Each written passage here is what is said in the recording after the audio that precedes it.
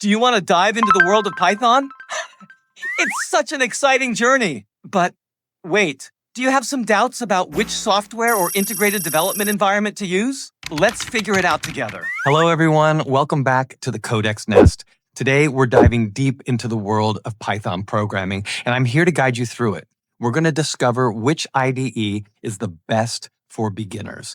Trust me, finding the right IDE can truly empower you. It's all about growing your courage as you embark on this learning journey. And yes, we're also going to go through the steps on how to install that IDE. So let's get ready to take those first steps together. You've got this. Let's talk about Python IDL. But wait, before we get into all that fun stuff, let's make sure we download Python IDL. It's super important, right? I mean, we can't really chat about it without having it ready to go. So let's get that downloaded and then we can jump right in. How cool is that? I can't wait. First, open your browser, whichever one you have. Now, search for python.org. Once you're there, you'll see this lovely interface. Just click on that download option and pick the device where you want to download Python idle. Easy peasy, right? Now click on the latest version of Python. Don't forget to check if your system is 64-bit or 32-bit. Click the link and watch it start to download. While that's happening, let's talk about what kind of bit your PC supports. Open up your PC and give a left click on this PC. Then, open its properties. I know it takes a moment, but when it finally opens, you'll see this interface. Now you can check what bit your PC supports. Once the download is complete, open that file and double-click on it. Oh. It's opening up a brand new interface. You can download whatever you want. If you hit that install button, it's going to install directly, just like that.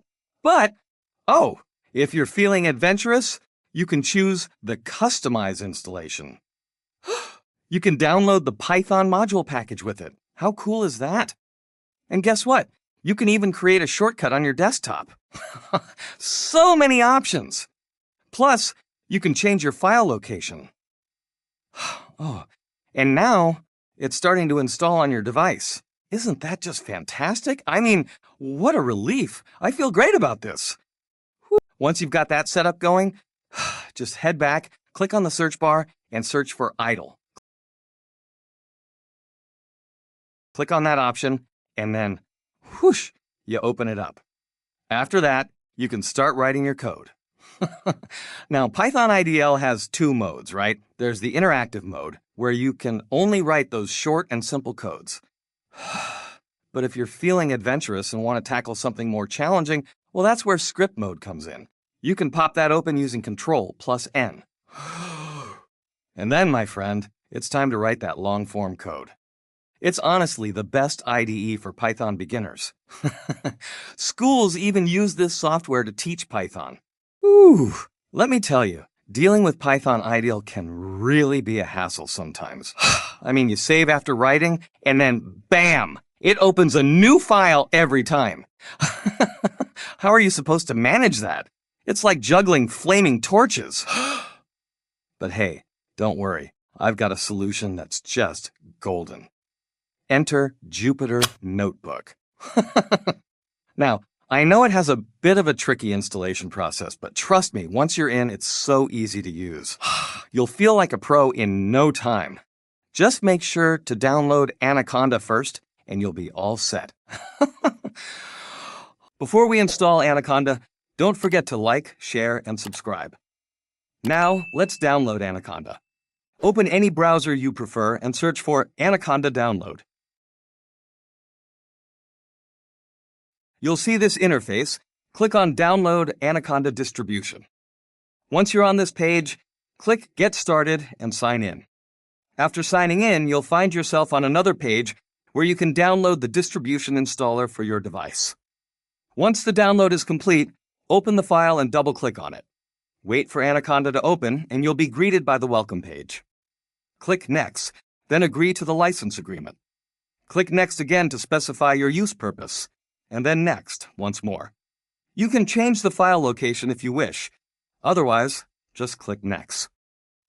The installation will start, which may take some time. After the installation is complete, you'll see an option to click Next or Skip. It will thank you for downloading. Go ahead and hit that search bar and type in Anaconda Navigator. It might take a little bit of time, but trust me, it's totally worth it. Once you're in, you can access Jupyter Notebook, JupyterLab, PyCharm, and so many other fantastic features. Oh, and just a heads up, you can totally use Jupyter Notebook right here directly, but it can get a bit lengthy. So we've got a shortcut for you.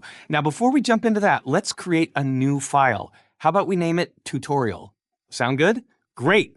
Now, hop back to that search bar and open up the Anaconda PowerShell prompt. You're going to want to type in CD desktop. That CD is just a little command to change direction. Super handy. All right, we're on the desktop now. So let's find that file we just created. Give it a left click and choose Click on Copy as Path. Got it? Perfect. Now, back to the Anaconda PowerShell prompt, and we're going to type CD again, followed by pasting that path of the file where all your coding masterpieces are saved. Then, on the next line, type Jupyter Notebook. Yes, that's our call to action for Jupyter Notebook. And just like magic, you'll see this fabulous interface. You see this interface? Fantastic, right? Now, go ahead and click on New. Yes, you can create a brand new Python file. And guess what? You can write your code, any code. Whether it's small, large, easy, or difficult, the possibilities are endless. These are the cells where the magic happens, where you'll be crafting your code. Let me tell you about this code format. You can totally switch it up to Markdown format, and when you're in Markdown mode, you can create a heading like this. And guess what? In the sidebar, you have access to so many options, like deleting a shell, creating a new shell, or moving up and down through the shells. Now, up in the upper menu bar, there are some pretty exciting options too. First up, there's the Save option. Oh, it saves your code. How fantastic is that? Then, you can add a new shell, and right after that, there's the option to delete a shell. You can create a duplicate shell, and you can even paste your code or shell from any other source. How convenient. And let's not forget about playing your code shell by shell, and then there's the play-pause feature. They're not as important, but hey, it's all part of the package. So, should we use VS Code? Well, hold on to your hats, because the answer is a big, resounding no. You see, VS Code is designed for professional work, packed with features that, let's be honest, can be a bit overwhelming for us beginners. Instead, let's keep it simple and sweet. Python IDL and Jupyter Notebook are our best pals right now. They're so much easier to manage. Trust me, you'll thank yourself later. So, keep working with whichever IDE you prefer, and remember to practice, practice, practice. And hey, don't forget to like, share, and subscribe. I can't wait to meet you in the next video. Until then, happy coding.